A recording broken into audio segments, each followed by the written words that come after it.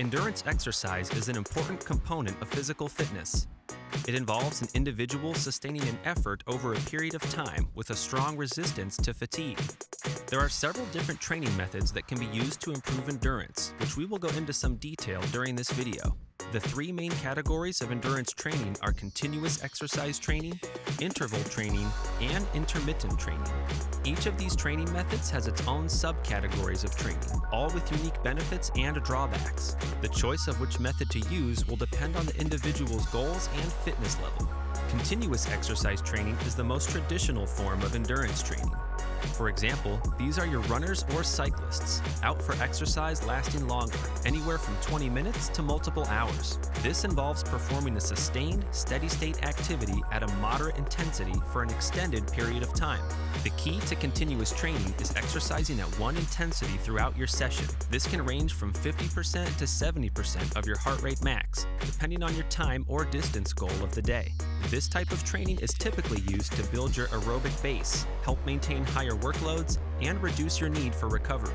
Interval training is a more advanced form of endurance training that involves alternating longer periods of high-intensity activity with periods of rest or light activity to allow for recovery before the next high-intensity period.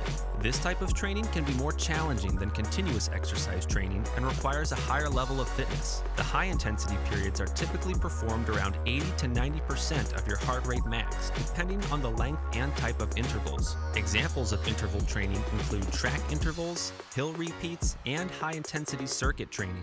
This type of training is used to increase speed you can perform at, enhance physiological markers such as VO2 max and lactate threshold, and also reduce your need for recovery between intense surges of exercise. Intermittent training involves alternating short periods of very intense activity with longer periods of complete rest. This form of intervals is different as you are working in an all-out supermax intensity, which beginner athletes would not be recommended to try.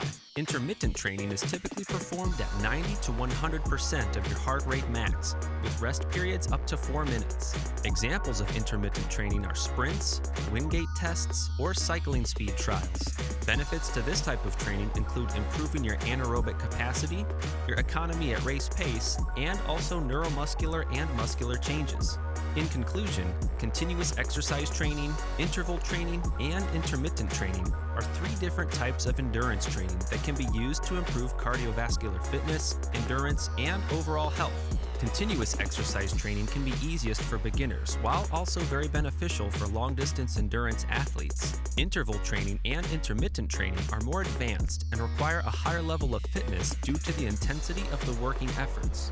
They are both ideal for improving aerobic and anaerobic fitness, and taking your race-ready fitness to another level. The choice of which type of training to use will depend on the individual's goals, fitness level, and preferences. Regardless of the type of training chosen, consistency and dedication are key to achieving success in endurance exercise. Strap on your runners, have fun, get creative, and go sweat.